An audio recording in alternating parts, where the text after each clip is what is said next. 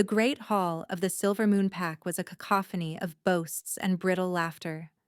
Serafina felt each sound like a physical blow, shrinking further into the shadowed alcove she had claimed as her own. She was a ghost at this feast, a mandatory specter haunting the edges of the grand conclave.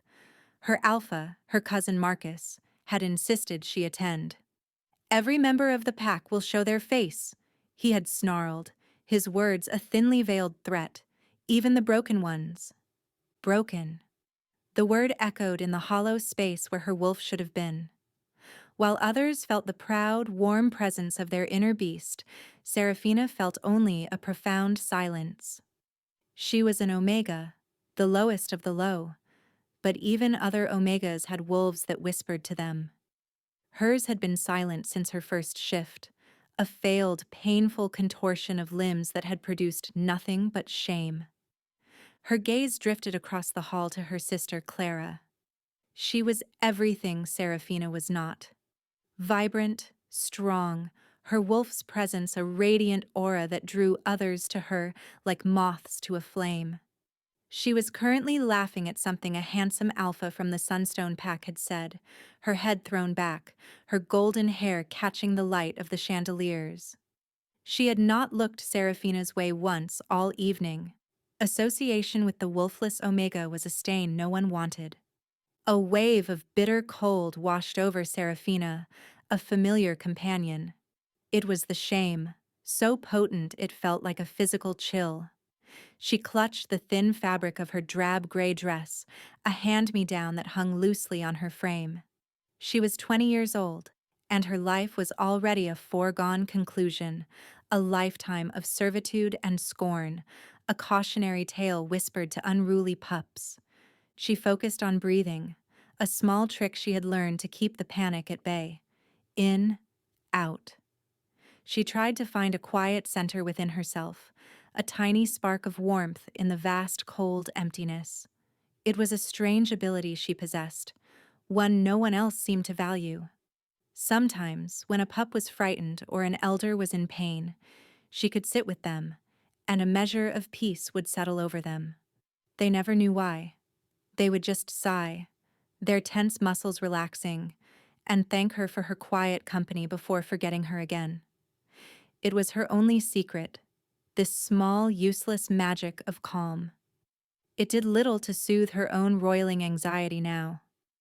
Marcus strode to the center of the hall, his chest puffed out. He was a brute of an alpha, ruling through fear and intimidation. "My friends! Alphas of the great packs!" he boomed, his voice dripping with false joviality. "Tonight, we celebrate our strength, our unity, and we await the arrival of our great leader, the Alpha King." A murmur went through the crowd, a mix of awe and terror.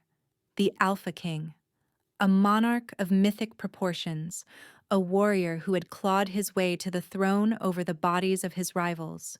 He was said to be more beast than man, his cruelty legendary. No one had seen him in years. He ruled from his dark, isolated fortress in the northern mountains, his decrees delivered by grim-faced emissaries. His sudden decision to attend the conclave had sent shockwaves through the territories. Serafina's heart hammered against her ribs. A king. Here. It was just another opportunity for her to be found wanting, to be seen as the flaw in an otherwise perfect pack. All she wanted was to disappear, to melt into the stone walls and be forgotten. But she knew, with a certainty that tasted like ash, that the night was far from over. Marcus had a particular look in his eye, a cruel, calculating glint that always meant her suffering was imminent. The great oak doors of the hall groaned open, a deep, resonant sound that silenced every conversation. Two guards, clad in obsidian armor that seemed to drink the light, stepped inside. They moved with a predatory grace that made the pack alphas, powerful in their own right, look like clumsy pups. Between them stood a figure who commanded the very air in the room, drawing it into his lungs and leaving everyone else breathless. It was him. King Alistair. He was taller than any wolf shifter Seraphina had ever seen, with shoulders broad enough to carry the weight of his brutal reputation. His hair was as black as a starless night, and his eyes, as they swept the room, were the color of a winter storm. They held no warmth, no mercy, only a chilling, absolute authority. A jagged scar cut through his left eyebrow, a stark white line against his tanned skin, a permanent reminder of a violence she could not begin to imagine. A collective gasp rippled through the hall. He was not just a king, he was a force of nature. Power radiated from him in palpable waves, a crushing pressure that demanded submission. Every alpha, including the arrogant Marcus, bowed their heads. Every wolf, strong and proud, lowered their gaze. It was an instinctual, primal response to a predator of unparalleled might. Seraphina, hidden in her alcove, felt the force of his presence like a physical impact. It wasn't just power she felt from him, but something else. Something fractured and raw beneath the iron control. It was a chaotic storm of agony, so immense and overwhelming that she instinctively flinched, her own fragile peace shattering at the mere proximity of his pain. She had never felt anything like it. It was a silent scream that no one else seemed to hear. His cold gaze continued its sweep, dismissing the powerful alphas as if they were nothing. He seemed to be searching for something, his expression a mask of grim impatience. His eyes passed over her alcove, and for a fractional second, they paused. Seraphina's breath caught in her throat. It was impossible. She was shrouded in shadow, insignificant, a mote of dust in a room of blazing fires. He couldn't have seen her. Yet, she felt the weight of that fleeting glance. It was as if he had looked past her drab exterior and seen the strange, silent flicker within her. The chaotic tempest inside him seemed to quiet for a barest instant, a moment of stillness in a hurricane. Then his gaze moved on, and the crushing pressure returned. He moved to the high table, his movements fluid and dangerous. He did not sit, but stood behind the ornate throne-like chair reserved for him, his presence dominating the entire hall. The silence stretched, thick and heavy with fear. No one dared to speak. No one dared to move. They were all waiting for the Beast King to pass judgment, to find them wanting, to unleash the legendary wrath that had built his kingdom. Seraphina pressed herself harder against the cold stone, wishing she could phase through it. She had seen the look on Marcus's face when the king entered. It was a look of fawning ambition mixed with his usual cruelty. And she knew, with a sickening lurch in her stomach, that his gaze had flickered towards her. He was planning something. He was going to use her, his broken Omega, in some twisted play for power. Marcus finally broke the suffocating silence. He straightened up from his bow, a sycophantic smile plastered on his face. He stepped forward, his voice unctuously loud in the quiet hall. "Your Majesty, King Alistair, the Silver Moon Pack is deeply honored by your presence. We are but humble servants to your great throne." Alistair's stormy eyes settled on him, and the temperature in the room seemed to drop several degrees. The king said nothing, his silence a more potent weapon than any threat. He simply waited, letting Marcus squirm under the weight of his unimpressed gaze. Sweat beaded on Marcus's brow, but he plowed on, driven by his desperate ambition. As a token of our unwavering loyalty and profound respect, we wish to offer a tribute. A small, insignificant gift, to be sure, for one such as yourself. But it is given with the deepest humility.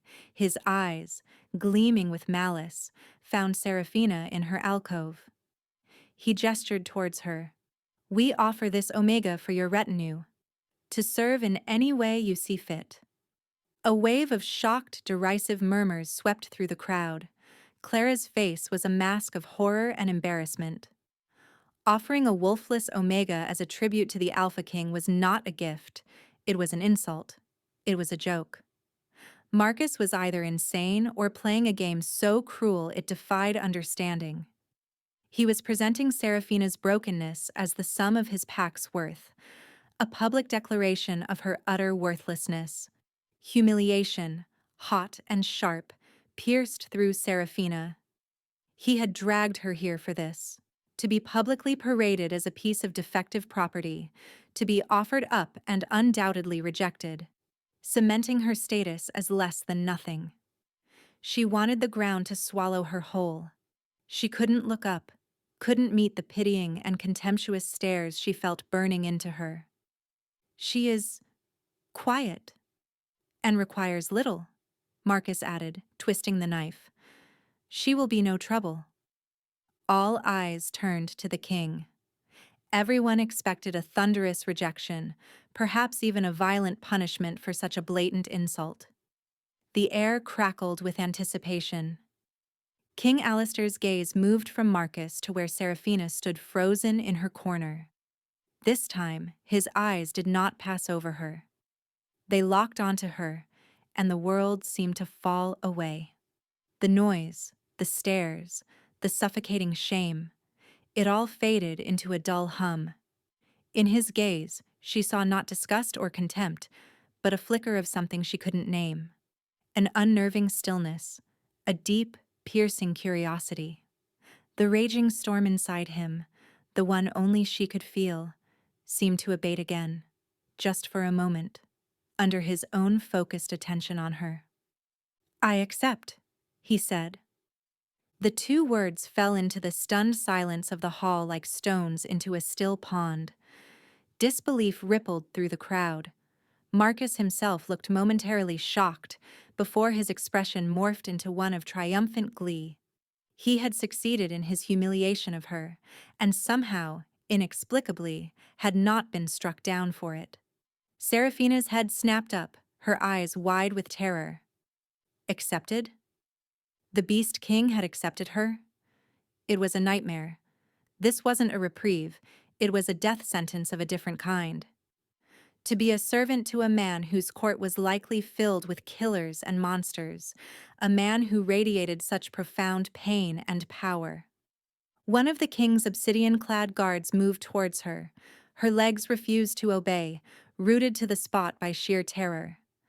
The guard took her arm in a firm but not unkind grip, gently pulling her from the shadows and into the unforgiving light of the hall. She stumbled forward, her gaze fixed on the imposing figure of the king. He had not taken his eyes off her. It felt as if he were looking straight into her soul, and for the first time in her life, she felt as if someone, something, was looking back. The walk to the king's private wing was a blur of opulent corridors and silent armored guards. Seraphina was numb, moving on legs that didn't feel like her own. The guard who had collected her, a grim-faced man whose name she later learned was Gideon, led her through a set of heavy carved doors and into an antechamber that was larger than her entire family's cottage. A fire roared in a massive stone hearth, but it did little to warm the chilling atmosphere of the place. "Wait here," Gideon instructed, his voice low and gravelly. He disappeared through another door, leaving her alone in the cavernous room. She stood stiffly in the center of the rug, too terrified to move, too overwhelmed to think. This was her new reality, a gilded cage, ruled by a monster. What did he want with her? Why had he accepted Marcus's insulting offer? Was this some elaborate, cruel game? Perhaps he meant to make an example of her, to show the alphas what happened when they offered him trash. The door opened again, and King Alistair entered. He had shed his formal tunic for a simple black shirt that did little to hide the powerful muscles of his chest and arms. He moved with a silent, predatory grace that made her heart leap into her throat. The storm of his inner turmoil was back, a low, thrumming hum of agony that made the hairs on her arms stand on end. He stopped several feet away from her, his stormy eyes raking over her form.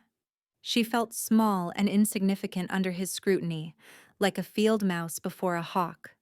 She forced herself to meet his gaze, though every instinct screamed at her to look away, to submit. You are the wolfless Omega, he stated. It was not a question. Yes, your majesty, she whispered, her voice barely audible. He prowled the room, his movements restless, caged. He didn't look at her again, but she felt his awareness of her in every fiber of her being. My beta, Gideon, will show you to your quarters. They are adjacent to mine. You will not leave this wing without my express permission. The finality in his tone was absolute. She was a prisoner. What? What are my duties, my lord? She managed to ask, her voice trembling. He finally stopped his pacing and turned to face her. A muscle worked in his jaw. Your duty is to remain silent and stay out of my sight. Do not speak to me unless spoken to. Do not touch anything. Do not get in my way. Is that understood? Yes, my lord. The words were a hollow echo of her fear. He stared at her for a long moment, his expression unreadable.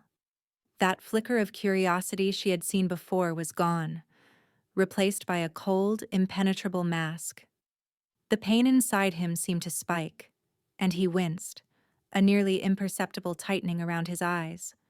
He turned his back on her abruptly. Go, he commanded, his voice a low growl. Get out. Gideon reappeared as if summoned, his expression as stoic as ever. He nodded once to Seraphina and led her from the room.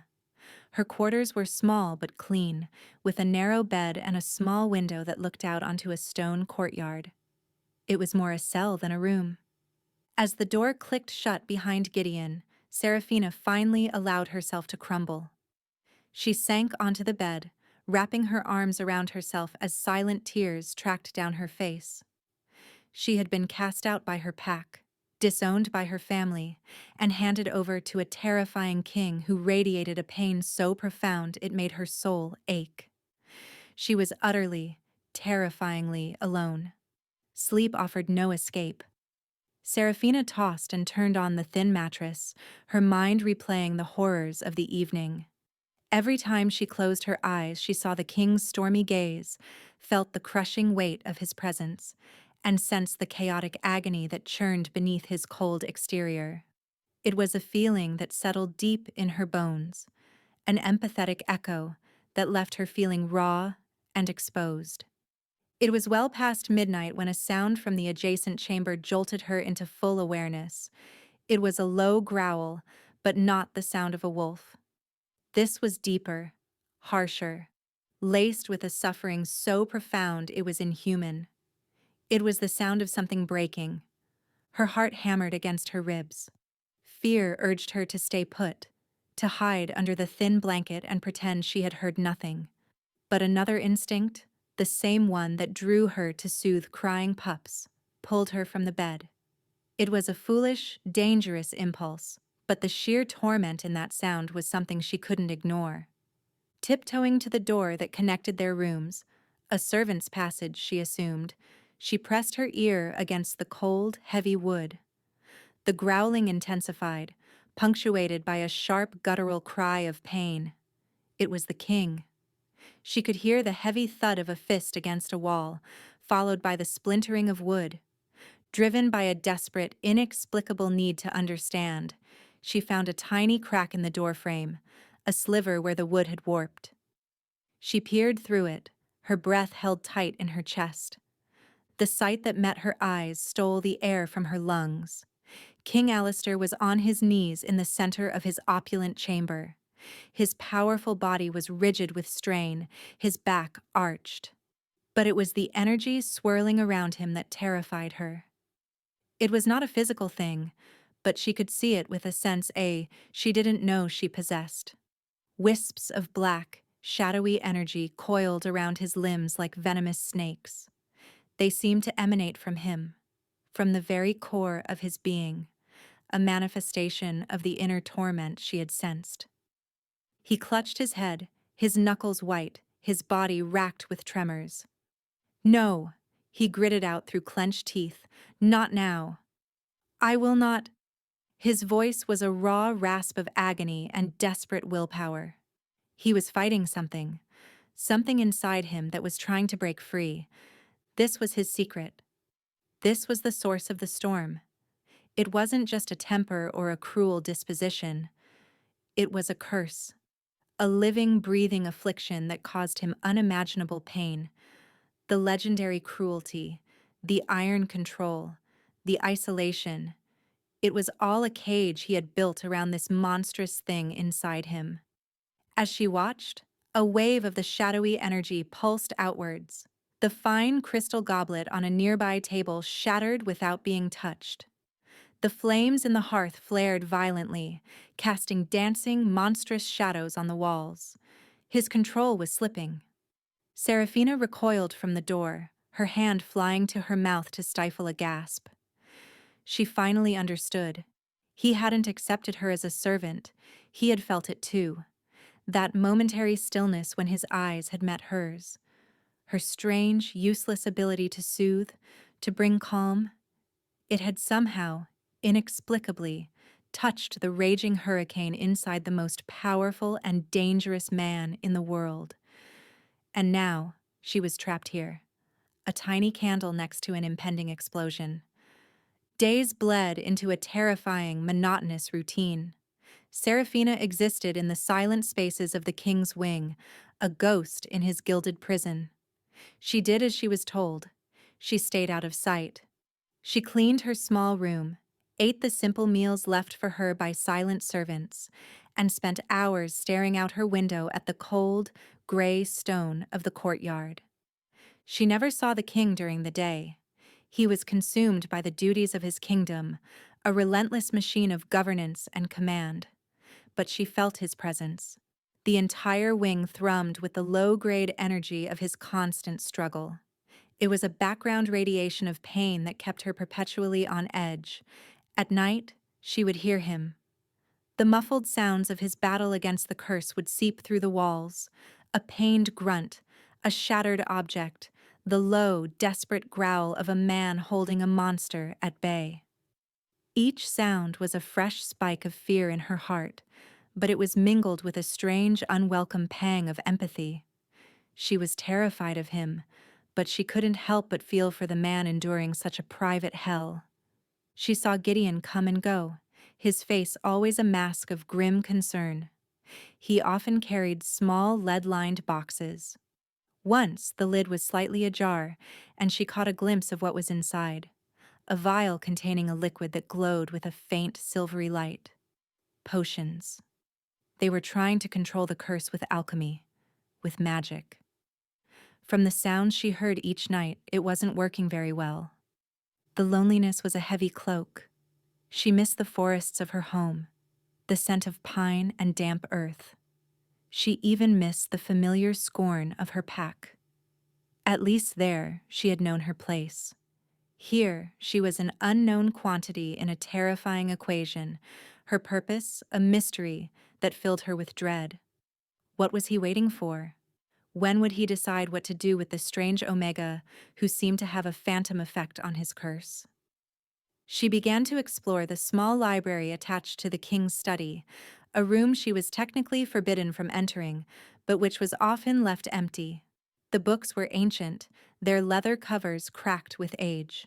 Most were histories of war and lineage, but she found a small section on old magic and curses. She devoured the texts, searching for anything that might explain what she had seen.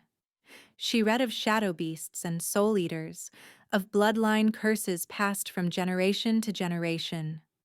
One passage spoke of a devouring wolf, a curse that twisted a shifter's inner animal into a creature of pure chaotic energy, one that fed on the host's pain and rage, growing stronger with every negative emotion until it consumed them entirely.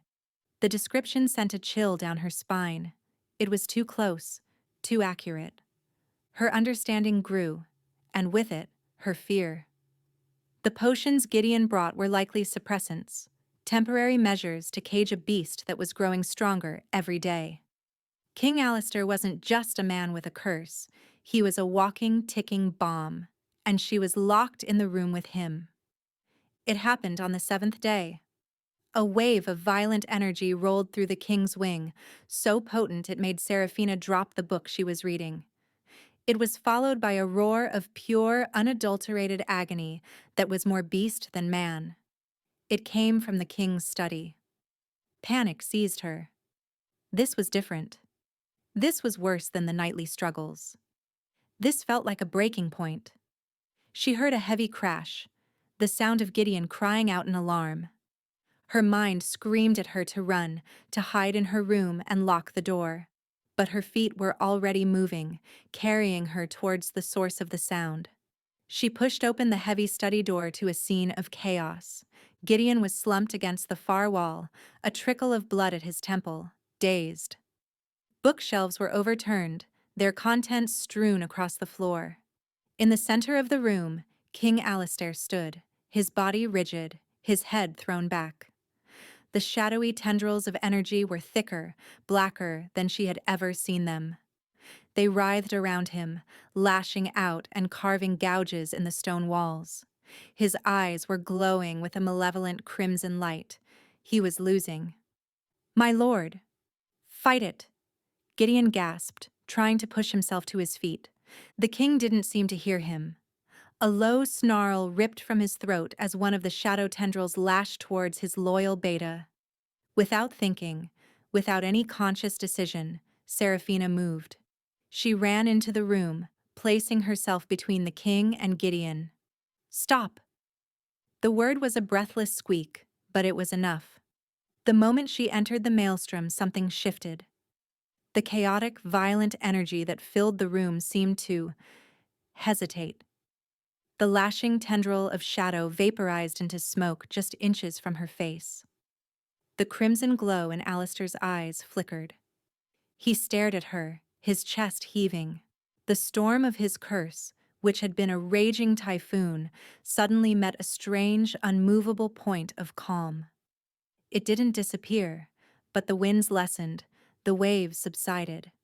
The writhing shadows around him receded, pulling back into his skin as if startled. He blinked, and the red light in his eyes faded, leaving them their normal stormy gray. He looked from her to Gideon, then back to her, confusion and shock warring on his face. The immense pressure in the room dissipated, leaving a ringing silence. "What?"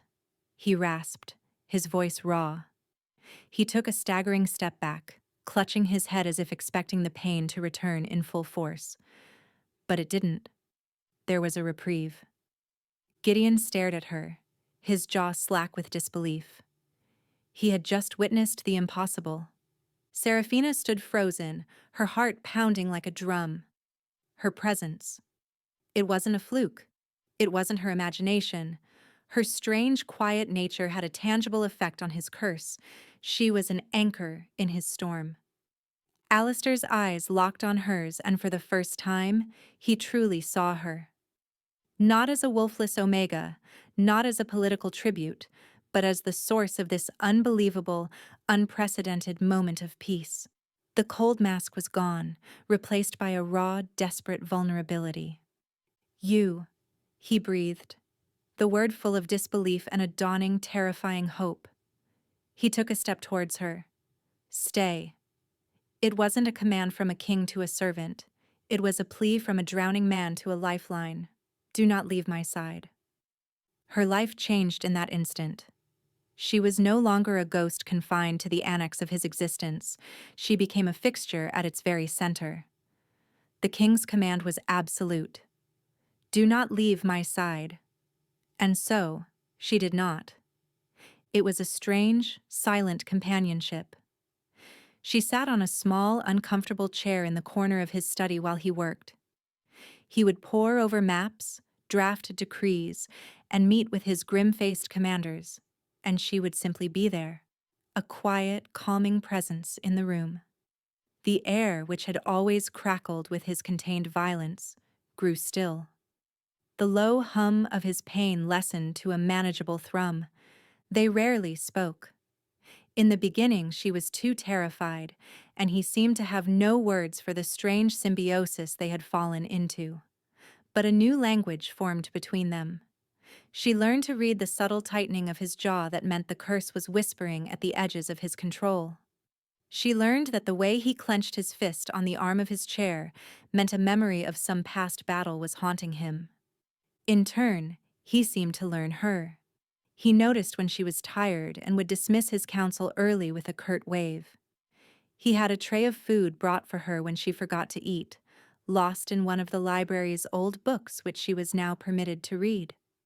He never commented on it, but these small gestures were more shocking than any royal proclamation.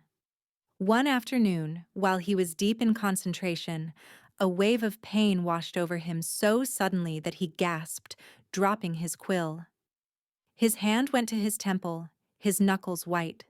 Seraphina stood up without thinking, her heart aching at the sight of his struggle. "My lord?" she whispered. He didn't open his eyes. "It is an echo," he gritted out. "The curse remembers its power." She took a hesitant step closer, then another, until she was standing beside his chair.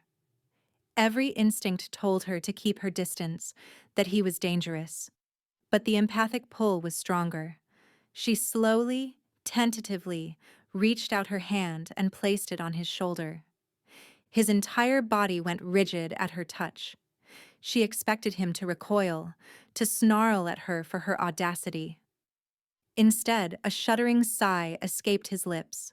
The tension in his shoulders melted away under her palm. The frantic, painful energy emanating from him smoothed out, like a wrinkled cloth being ironed flat. It was the first time they had touched. The connection was electric. She felt the deep, ancient pain of his curse, but she also felt him. The iron will that fought it. The profound loneliness of his battle. And he, for the first time, felt not just the passive calm of her presence, but an active, flowing channel of peace entering him. It was the most profound relief he had ever known. He slowly opened his eyes and looked up at her. The gratitude and wonder in his stormy gaze made her breath catch. He reached up and covered her hand with his own, his large, calloused fingers engulfing hers. His touch was surprisingly gentle. "How?" he asked, his voice a raw whisper. "I don't know," she answered honestly. They stayed like that for a long moment, the silence charged with a new, fragile intimacy. The bond between them was solidifying, evolving from a practical necessity into something deeper, something that terrified and thrilled her in equal measure. He was still the Beast King, a man of legendary violence and power. But she was beginning to see the prisoner trapped within the beast, and she was, inexplicably, becoming his keeper. Their fragile peace was shattered by the arrival of an unexpected delegation. Gideon entered the study with a grim expression, announcing, "Your Majesty, Alpha Marcus of the Silver Moon Pack is here. He requests an audience." Alistair's face hardened, his hand tightening on a letter opener until his knuckles were white. The calm that had settled in the room evaporated, replaced by a cold, dangerous stillness. "On what grounds?" "He claims concern for the well-being of his pack's Omega," Gideon replied, his gaze flickering almost imperceptibly toward Seraphina. Seraphina felt a jolt of ice in her veins. Marcus, here. The architect of her public humiliation, the cousin who had tormented her for years. The thought of facing him again made her feel sick. She instinctively took a small step back, closer to the shadows of the bookshelf. Alistair saw the movement. He saw the fear that washed over her face. A low growl rumbled in his chest, a sound of pure, possessive fury. "Send him in," he commanded, his voice dangerously soft. Marcus strode into the study a moment later, his usual arrogance tempered by a thin veneer of fear. He bowed stiffly to the king, but his eyes immediately sought out Seraphina. When he saw her, not scrubbing floors or cowering in a corner, but standing freely in the king's private study, his eyes widened in shock, which quickly curdled into a dark, jealous rage. "Your Majesty," Marcus began, his voice tight, I came to inquire about the Omega, to ensure she has not been a burden. She has not, Alistair replied, his voice flat and cold. Marcus's gaze fixed on Seraphina, and he switched to the tone of command he had always used with her. Seraphina, come here. It was a test, a reassertion of his authority over her in front of the king. He was reminding her, and Alistair, that she was his property. Seraphina froze, trapped between the alpha who had owned her and the king who now commanded her. The old fear, the ingrained habit of obedience, warred with the new, fragile sense of safety she had found here. Before she could move, Alistair spoke, his voice dropping to a lethal whisper. She will stay where she is. Marcus's head snapped towards the king, his face flushing with anger. With respect, Majesty, she is of my pack. An Omega. She answers to her Alpha.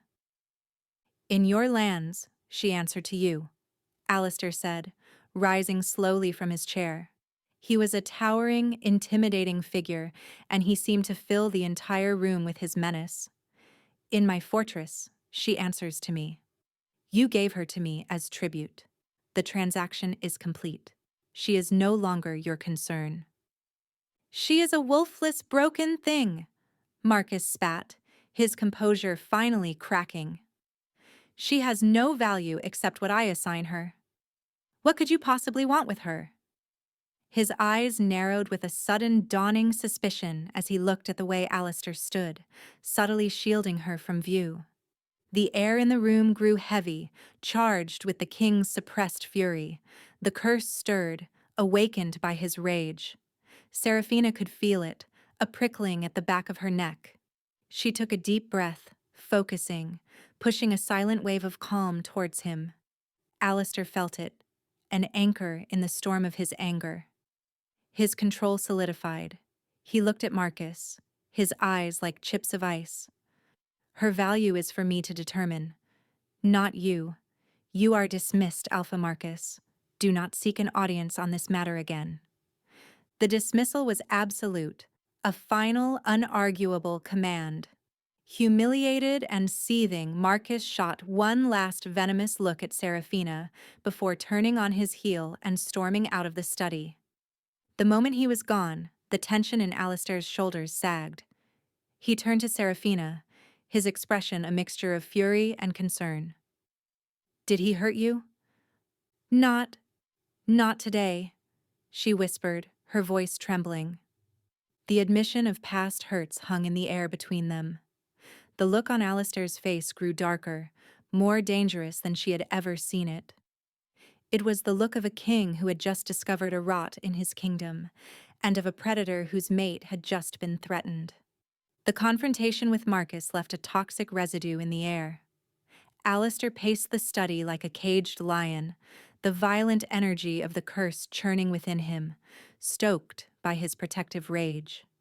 Seraphina's calming presence was a balm, but it was like trying to soothe a forest fire with a cup of water. His anger was too potent, too righteous. He put his hands on you, Alistair stated, his voice a low, dangerous rumble. It wasn't a question. He had seen the truth in the way she flinched from Marcus's memory. Seraphina didn't answer. She just wrapped her arms around herself, the memory of her cousin's casual cruelty making her shiver. Shoves, harsh grips, the constant reminders of her place. Her silence was all the confirmation he needed. The shadowy tendrils began to leak from his skin, faint wisps of darkness that coiled in the air around him. I will kill him, he snarled. I will go to his packlands and tear him apart for touching what is mine. The raw possessiveness in his tone sent a shiver through her, but it wasn't entirely fear. It was a shocking, terrifying thrill. No one had ever claimed her, let alone defended her. No, she said, her voice surprisingly firm. My lord, no. That is what he wants. He wants to provoke you, to make you seem like the monster they all whisper about. I am a monster, he bit back, turning to face her. The shadows around him were growing thicker. His eyes began to glow with that faint crimson light. You, of all people, should know that. The emotional turmoil of the confrontation was pushing him over the edge. The rage he felt on her behalf was feeding the curse, giving it the power it craved. He was losing control, faster than he ever had before. He clutched his head, a guttural groan tearing from his throat. "Get out, Serafina," he ordered, his voice strained. "Now! Leave me." She saw the panic in his eyes, the desperate fear of what he would become, of what he might do to her. But she didn't move. She had run from scorn and contempt her whole life. She would not run from his pain. "I will not," she said softly, taking a step towards him. "I command you," he roared, his voice distorting, becoming deeper, more bestial. The shadows exploded outwards, enveloping him in a churning vortex of darkness. This was his first true act of defiance for her. Not just defending her from Marcus, but now, trying to protect her from himself. He was pushing her away for her own safety, choosing her well-being over the relief her presence brought him. But she defied him in turn. "I am not afraid of you, Alistair." She used his name for the first time. The sound of it, spoken in her soft, calm voice, seemed to strike him like a physical blow. The vortex of shadows faltered for a second, and in that moment, she saw his face, contorted in a battle for his own soul. He was trying to hold back the transformation, fighting with every ounce of his legendary will. But it was a battle he was doomed to lose. The curse, fed by so much rage, was too strong. The last of his human control shattered. With a sound that was a sickening crack of bone and a roar of pure despair, his body convulsed. Serafina watched, frozen not by fear, but by a profound, heart-wrenching sorrow, as the man she was beginning to know was consumed. He grew larger, his form elongating, twisting. His skin darkened to the color of bruised night, and the shadowy energy solidified, forming plates of jagged, obsidian-like armor over his torso and limbs. His hands became vicious claws, and his face contorted, the features melting and reforming into a lupine muzzle. But it was no wolf she had ever seen. It was a creature from a nightmare, with burning crimson eyes and teeth like shards of glass. This was the devouring wolf, the curse made flesh. The monstrous form threw its head back and unleashed a howl of pure, undiluted agony that vibrated through the very stones of the fortress. It was a sound of eternal torment, of a soul being ripped apart. Gideon burst into the room, sword drawn, his face pale with dread. He saw the beast, saw Serafina standing mere feet from it, and his eyes widened in terror. "My lady, get back!" But Serafina didn't move. She saw the monster, but she also saw the man inside it. She could feel him, a tiny, flickering ember of Alistair buried deep within the raging inferno. He was in there, lost and terrified. Instead of running, she did the most irrational, impossible thing. She took another step forward. "Alistair," she said, her voice soft but clear, refusing to tremble. The creature's burning gaze snapped to her. It lowered its head, a low, threatening growl rumbling in its massive chest. It took a stalking step towards her, the floor groaning under its weight. "Don't," she whispered. She held out a hand, palm open, a gesture of peace. "I am here. I am not leaving." She didn't know where the courage came from. Perhaps it wasn't courage at all, but a certainty that resonated in her very soul. This was why she was here. This was her purpose. The beast paused, its head cocked as if confused. It could feel her. Her unnatural calm, a bizarre and foreign sensation amidst its chaotic rage. It was drawn to it, and repulsed by it in equal measure. Ignoring Gideon's frantic, whispered pleas to run, she closed the remaining distance between them. She stood before the monster, so close she could feel the heat radiating from its shadowy hide. She looked into its glowing crimson eyes and saw the flicker of the trapped king within. Slowly, she raised her hand and placed it on the creature's armored chest. The moment her skin made contact with the cursed form, a wave of pure golden light emanated from her hand, sinking into the beast's dark hide. The creature roared, but it was not a sound of aggression. It was a sound of shock, of release. Her calming power, no longer passive, flowed from her in a torrent. It was not a cure, but a powerful sedative to the raging curse. The black, jagged armor began to recede. The monstrous form shrank, the bones groaning as they shifted back into a human configuration. Within seconds, the nightmare beast was gone, and Alistair was kneeling on the floor, human once more, gasping for breath, naked and vulnerable. He looked up at her, his stormy eyes wide with a stunned, desperate gratitude. The secret was out, revealed in the most terrifying way possible. He was fully exposed, his greatest weakness, his most profound shame, laid bare before her. The curse of the devouring wolf, he rasped, his voice ragged. It has plagued my bloodline for 1,000 years. It feeds on rage, on pain, and one day it will consume me completely. She knelt in front of him, heedless of his nudity, of the wreckage of the room.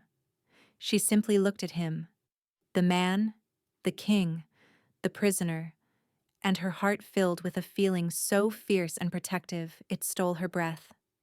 "Not while I am here," she vowed, her voice shaking with emotion. The aftermath of the transformation left a fragile, charged silence in its wake. Gideon, after a moment of stunned reverence, quietly retrieved a robe and draped it over his king's shoulders before retreating, closing the doors softly behind him. He understood this was a moment that belonged only to them. Alistair remained on his knees, not moving, his head bowed. He was the most powerful man in the world, a king feared by all, and he had been reduced to this, a vulnerable, broken man at the feet of a wolfless Omega. The shame was a palpable force, rolling off him in waves. "You should have run," he said, his voice thick with self-loathing. "Everyone else runs." "I am not everyone else," Seraphina replied softly. She remained kneeling before him, giving him the respect of meeting him at his lowest point. "And there was nothing to run from. I saw you in there. I saw you fighting." He finally lifted his head, his eyes shining with unshed tears. The sight was so jarring, so contrary to the image of the Beast King, that it made her own eyes burn. "For decades I have fought. I have built walls of ice and iron around myself, starved my own heart of any warmth, any feeling, for fear it would feed the beast. I have lived in a prison of my own making." He reached out, his hand trembling, and gently touched her cheek. His thumb stroked her skin as if she were made of the most delicate glass. "And then you came. A quiet, impossible peace. My jailer, and my salvation." At his touch, a jolt went through her, a spark of energy that had nothing to do with her calming gift. It was a deep, resonant hum that seemed to sing in her blood, a feeling of rightness, of coming home. It was an echo of something she felt from him, a magnetic pull that was suddenly, overwhelmingly strong. Alistair felt it too. His eyes widened as the sensation, long suppressed and nearly destroyed by the curse, flared to life between them. It was the undeniable, soul-deep recognition of the mate bond. "It cannot be," he whispered, his voice full of wonder and despair. He pulled his hand back as if burned. "The curse. It has smothered my wolf for so long I thought the bond was impossible for me." He looked at her, truly looked at her, and saw not the broken Omega, but the other half of his soul. The reason the universe had guided her to him. "Seraphina." He breathed her name like a prayer. "You are my mate." The words hung in the air, beautiful and terrible. Her heart soared with a joy so fierce it was painful, even as dread coiled in her stomach. His mate. It felt like the truest thing she had ever heard. But the hope that bloomed in his eyes was immediately extinguished by a wave of bleak reality. He pushed himself to his feet, turning away from her, creating a distance she could feel in her very soul. "And that is why you must leave," he said, his voice flat and dead. "What?" she gasped, the joy turning to ash in her mouth. "No, I don't understand." "Don't you see?" He turned back, his face a mask of anguish. "The curse feeds on my emotions. Rage, pain, but a bond like this? The love for a mate? It is the most powerful emotion of all. It would be like pouring oil on a fire. The beast would become unstoppable. It would use my love for you to destroy me, and then it would come for you. I am too dangerous. To claim you would be to sign your death warrant." His confession was a physical blow. The beautiful, miraculous bond that had just been revealed was not a blessing, but the ultimate threat. He was rejecting her, pushing her away, not out of cruelty, but out of a desperate, heartbreaking love. News traveled fast within the stone walls of the king's fortress, whispers of the Omega who could soothe the king's infamous temper, who was now a constant presence at his side. The rumors eventually trickled back to the packs, carried by servants and messengers, twisting and warping with each retelling. When the tales reached the ears of Alpha Marcus, his jealous rage festered into a venomous obsession.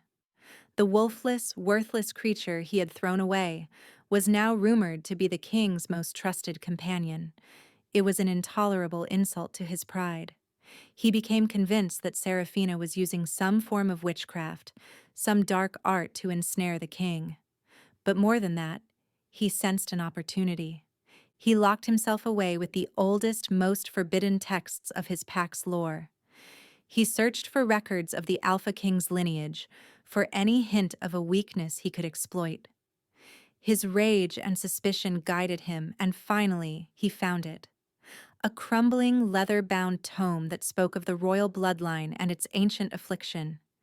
It described the devouring wolf in horrifying detail, and, most importantly, it spoke of its triggers. The text was clear.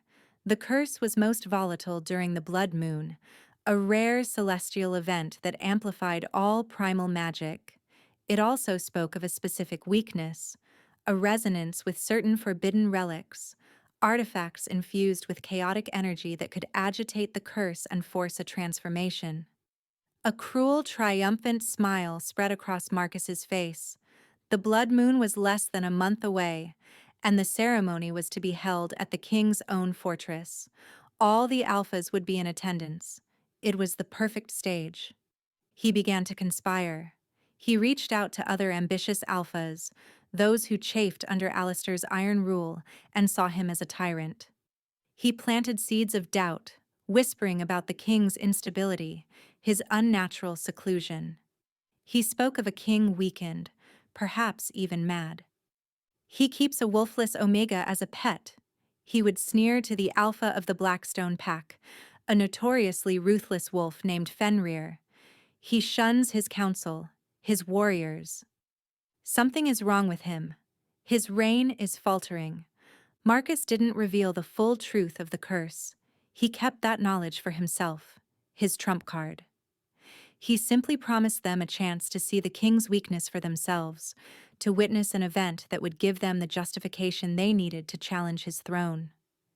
He located the relic mentioned in the text, the Heart of Chaos, a shard of obsidian that pulsed with a faint, malevolent energy, hidden away in his pack's vault for centuries. It was a dangerous, forbidden artifact, but Marcus was beyond caring about the old laws. His mind was consumed with a single burning goal: to expose Alistair, to destroy him, and in doing so, to destroy the woman who had defied him. He would show the world that Seraphina hadn't tamed a king. She had merely chained herself to a monster, and he would be the one to unleash it. The night of the blood moon arrived, painting the sky in ominous shades of crimson. The great hall of the king's fortress was filled with the powerful alphas of the territories, their finest ceremonial furs on display, their faces tense with anticipation. The ceremony was a tradition meant to renew oaths of fealty, but tonight, the air was thick with a different kind of energy, conspiracy and impending violence. Alistair stood on the dais, Seraphina a step behind him and to his right. He had insisted she be there, a public acknowledgement of her place at his side. Her presence was a comfort, a steadying anchor against the malevolent pull of the moon, which was already making the curse stir restlessly beneath his skin. He wore a mask of regal calm, but she could feel the tension coiling in his muscles, the effort it took to maintain control. Marcus stood among the other alphas, his eyes glittering with a feverish light. Hidden within the folds of his cloak, his hand rested on the heart of chaos. The relic was cold to the touch, and it seemed to thrum with a life of its own, hungry for the chaos it was about to unleash. The ceremony began. One by one, the alphas approached the dais to renew their vows. As Marcus's turn came, he walked forward, his expression a mask of false deference. He knelt before Alistair, bowing his head. I, Alpha Marcus of the Silver Moon Pack, renew my vow of loyalty to my Alpha King, he recited, his voice ringing with false sincerity. But as he spoke, he subtly opened his cloak, exposing the heart of chaos. He angled it directly at Alistair. The effect was instantaneous and catastrophic. A wave of pure, chaotic energy slammed into Alistair. It was a psychic assault, bypassing all his mental and physical defenses and striking directly at the curse. He cried out, a raw, strangled sound, staggering back as if struck by a physical blow. Seraphina rushed to his side, her hand going to his arm. Alistair! But it was too late. The relic's power, amplified by the blood moon, was a catalyst. The devouring wolf, which he had been holding in a fragile balance, roared to life. The shadowy tendrils exploded from him, no longer whispers of smoke, but thick, powerful limbs of living darkness. His body began to contort, the sickening crack of his bones echoing in the stunned silence of the hall. Chaos erupted. The alphas scrambled back, their expressions turning from shock to terror, and, for some, to greedy opportunity. "Behold your king!" Marcus bellowed, rising to his feet and pointing a triumphant finger. "A monster! A cursed beast who is unfit to rule. He has hidden this abomination from us all." The transformation was complete. The nightmare creature stood on the dais, larger and more terrifying than it had been in the study. Fueled by the blood moon's energy, it was a being of pure, unreasoning rage. It let out a deafening roar that shook the very foundations of the hall and fixed its burning crimson eyes on the assembled alphas. This was the moment Marcus had planned for, the signal for the trap to spring. He and the handful of alphas he had conspired with drew their blades, their moment of rebellion finally at hand. The beast that was once Alistair lunged. It moved with a terrifying, unnatural speed, a blur of shadow and claw. It was not the calculated attack of a warrior, but the indiscriminate rage of a cornered animal. It swiped at the nearest alphas, sending them flying across the room like broken dolls. Panic turned the hall into a maelstrom of shouting and screaming. Now, Fenrir, the Blackstone Alpha, roared to his allies, "Strike it down while it is lost to madness." The traitorous alphas, emboldened by the creature's seeming lack of control, moved to surround it. They were powerful warriors, and together, they believed they could overwhelm the monster. Swords and axes glinted in the crimson moonlight that streamed through the high windows, but Marcus had a different target. While the others engaged the raging beast, he turned his malevolent gaze on Seraphina. She was the key. He had seen the way the king looked at her. He knew, with a dark and certain instinct, that she was the monster's anchor. If he could eliminate her, whatever hold Alistair had would shatter completely, leaving the beast to be slaughtered. He drew a long, wicked-looking dagger from his belt and started towards her, his face twisted into a mask of triumphant hatred. "This is for defying me, you wolfless wretch," he snarled. "You should have stayed in the dirt where you belonged." Serafina backed away, her heart seized by a cold, sharp fear. Gideon moved to intercept him, but he was knocked aside by another of the rebel alphas. There was no one between her and Marcus. The beast was in the throes of its violent rage, lashing out at its attackers. But through the crimson haze of the curse, a part of Alistair saw it. He saw Marcus advancing on Serafina, the dagger gleaming in his hand. He saw the terror on her face. And in that instant, a choice was made. Love, the very emotion he feared would be his undoing, became his salvation. The raw, primal need to protect his mate cut through the curse's chaotic fog. It was a single, shining point of clarity in an ocean of madness. Protect her. The beast stopped its indiscriminate rampage. It ignored the swords hacking at its shadowy hide. With a roar that was no longer just rage, but a clear, focused threat, it spun around. It moved with impossible speed, not to attack Marcus, but to place its own massive, monstrous body between him and Serafina. It shielded her completely. It was the ultimate sacrifice. In protecting her, it left its back completely exposed to the other alphas. Fenrir saw his chance. With a triumphant cry, he lunged forward, plunging his silver-edged greatsword deep into the creature's back. The beast roared in agony, a terrible, soul-rending sound. It shuddered, its crimson eyes flickering. It had chosen to save her, even if it meant its own destruction. Serafina watched the silver blade sink into Alistair's monstrous form, and something inside her broke. Not with fear, but with a fierce, burning clarity. The passive, gentle calm she had always possessed was not enough. It was a shield. But what he needed now was a weapon of peace. She looked at his sacrifice, at the body of the beast that trembled with agony but did not move from its position shielding her. She saw his choice, an act of love so profound it transcended the curse, transcended everything. And she made her own choice. She stepped out from behind his protective form, her eyes blazing with a light no one had ever seen in them before. She was no longer the timid, broken Omega. She was a queen defending her king. "Enough," she said. Her voice did not shout, but it resonated through the hall, cutting through the sounds of battle and panic. It carried an impossible weight, a power of absolute command that made every wolf, loyalist and traitor alike, freeze in their tracks. She closed her eyes for a second, reaching deep inside herself, to the quiet center she had always nurtured. But instead of just holding it, she pushed it. She actively channeled her soothing energy, not just at Alistair, but outwards, projecting it like a wave. A wave of profound supernatural peace washed through the hall. It was not a suggestion, it was a force. The rage in the hearts of the attacking alphas dissolved, replaced by a stunned confusion. The bloodlust faded, the adrenaline vanished. Swords felt heavy and useless in their hands. The very air seemed to sigh with relief.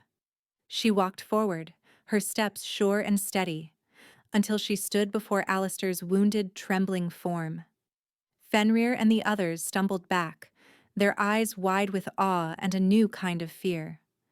This was a power they had never encountered, a magic beyond their comprehension.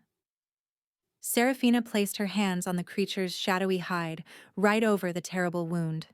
The silver of the blade sizzled against its cursed flesh, a fatal poison. She looked up into its pained crimson eyes, seeing the flicker of the man she loved within. "You are not a monster," she said, her voice ringing with the truth of her soul. She poured all of her love, all of her acceptance, into her words and her touch. "You are my king. You are my mate." Her declaration, a pure and absolute acceptance of him, all of him, man and beast, was the final key. Her power, amplified by the mate bond, surged into him. It was not a bomb this time, but a catalyst for a different kind of transformation. The golden light that emanated from her didn't just soothe the curse, it integrated it. The shadow beast did not retreat. Instead, it flowed, merging with the spirit of his wolf, with the soul of the man. The jagged, armored hide softened, becoming sleek, dark fur. The monstrous form reshaped itself, becoming a massive, powerful black wolf, larger than any dire wolf of legend, with eyes that were no longer crimson, but his own stormy gray, filled with a new, complete intelligence. The silver sword was expelled from his back, as the wound healed in a wash of golden light. He was no longer a man with a curse. He was a king with a power unlike any other, the shadow and the light, the man and the beast, finally made whole. He was healed. The curse was broken. Alistair, in his new, magnificent wolf form, turned his head and gently nudged Seraphina's hand, a gesture of profound gratitude. Then he turned his intelligent, stormy gaze upon the traitorous alphas. The power rolling off him was immense, 10 times what it had been before, but it was controlled, focused, and utterly terrifying. Fenrir dropped his sword with a clang, falling to his knees. "Mercy, my king." The other traitors followed suit, prostrating themselves on the floor, their brief rebellion crushed not by mindless violence, but by a power they could not fight. Alistair's gaze finally settled on Marcus, who stood frozen, his dagger still in his hand, his face a mask of disbelief and horror. The great wolf took a silent, stalking step towards him. It didn't growl. It didn't need to. The predatory intent was a palpable force. Marcus's arrogance finally shattered, replaced by raw terror. He turned to flee, but Alistair was on him in a single, fluid bound. He did not kill him. He simply pinned him to the floor with a paw the size of a dinner plate and let out a single deafening roar in his face, a roar that promised retribution. Then he stepped back, allowing the loyal guards to haul the trembling, broken alpha away. His fate would be decided later, but his power was gone forever. With the traitors secured, Alistair shifted back. The transition was smooth, effortless. He stood before his people, no longer a man hiding a monster, but a king reborn, his power absolute and his control perfect. He walked to Seraphina, ignoring everyone else, and drew her into his arms. In front of all the assembled leaders of the wolf-shifter world, he lowered his head and marked her. His teeth gently grazed the juncture of her neck and shoulder, a flood of warmth and possessive energy sealing their bond for all eternity. A gasp went through the crowd. The wolfless Omega, the broken tribute, was now their queen. He lifted his head and spoke, his voice ringing with an authority that none would ever dare to question again. "This is Seraphina, my mate, my queen. Her voice is my voice. An insult to her is an act of treason against the crown. Her power did not just save me, it has saved us all. She is the heart of this kingdom." The alphas, who had once scorned her or ignored her, now looked upon her with a deep, abiding awe. They had witnessed a miracle. They had seen the quietest soul wield a power greater than any sword. They knelt, not just to their king, but to their new queen, their loyalty absolute and freely given. The reign of King Alistair and Queen Seraphina marked the beginning of a new era. The stories of that night on the blood moon spread like wildfire, becoming legend. The tale of the wolfless Omega who tamed the Beast King and saved the kingdom changed the very fabric of their society. Seraphina's influence was a quiet but powerful tide. She had known what it was to be an outcast, to be devalued for not fitting the brutal mold of their world. With Alistair's full support, She began to enact changes that rippled through every pack. She established sanctuaries, places of learning and community for Omegas and others who were deemed weak by the old standards. She taught them that strength was not just found in tooth and claw, but in empathy, in resilience, in intelligence, and in courage. The term Omega began to lose its sting, shifting from a mark of shame to a title for those who served as the heart and soul of the pack, the healers, the teachers, the mediators. Alistair, freed from the torment of his curse, ruled with a wisdom and strength he had never been able to fully embrace. The cold, ruthless tyrant was gone, replaced by a just and formidable king. His love for Seraphina was evident in every glance, every touch. He listened to her counsel above all others, and together they governed with a perfect balance of power and compassion. The kingdom thrived. Old rivalries between packs began to dissolve, replaced by a new sense of unity. The focus shifted from constant preparation for war to the cultivation of a lasting peace. They learned that the strength of the kingdom was not measured by the power of its strongest alpha, but by how it cared for its most vulnerable members. Seraphina never lost her quiet nature. She was not a queen of grand pronouncements, but of small, meaningful actions. She would walk through the castle halls and the city streets, speaking to servants and commoners, her calming presence a constant, reassuring gift to her people. They adored her. She was not just their queen, she was their hope, a living testament to the idea that the greatest strength could be found in the gentlest of hearts. Alistair would often watch her, a look of unending wonder on his face.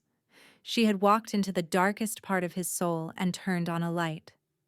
She had taken his greatest weakness and helped him forge it into his greatest strength. He was no longer a king ruling from a place of fear and pain, but one ruling from a place of love and wholeness. Their union had not just saved them, it had healed their entire world. 1 year later, Seraphina stood on the balcony of their chambers, looking out over the sprawling, peaceful city below. The setting sun painted the sky in hues of orange and gold. A gentle breeze carried the scent of baking bread and blooming night jasmine from the royal gardens. Strong arms wrapped around her from behind, and a familiar, beloved weight settled against her back. Alistair rested his chin on her shoulder, his hand coming to rest protectively over her gently swollen belly. "What are you thinking about, my love?" he murmured, his voice a low, contented rumble against her ear. "I was thinking about the Grand Conclave," she said softly, "about a terrified girl hiding in an alcove, wishing she could disappear." He tightened his embrace, his thumb stroking her abdomen. "And I was thinking about a king who walked into that hall searching for a cure, and instead found his soul." He turned her in his arms, his stormy eyes filled with a love so deep it still took her breath away. "Thank you, Seraphina, for not running." "There was nowhere to run," she replied, smiling as she placed a hand on his cheek. "My heart recognized you long before my mind did. It knew it was already home." A small, insistent kick came from within her womb, a reminder of the new life they had created. Alistair's face lit up with a joy that was still new and wondrous to him. He knelt, pressing a gentle kiss to her belly. "He has your strength, little one," Alistair whispered to their unborn son, "and hopefully, a little of my charm." Seraphina laughed, a bright, clear sound that echoed in the evening air. It was a sound of pure happiness, something the girl in the alcove would never have thought possible. The silence where her wolf should have been was no longer empty. It was filled with the love of her mate, the life of her child, and the peace of a kingdom she had helped to heal. They stood together as darkness fell and the stars began to appear, a king and queen who had found each other in the dark. The feared Beast King was a legend of the past, replaced by a loving husband and father. The rejected Omega was a story whispered to pups, a tale of how the quietest heart can hold the greatest power. Their kingdom was prosperous, their people were happy, and their love was the foundation upon which a new, better world had been built.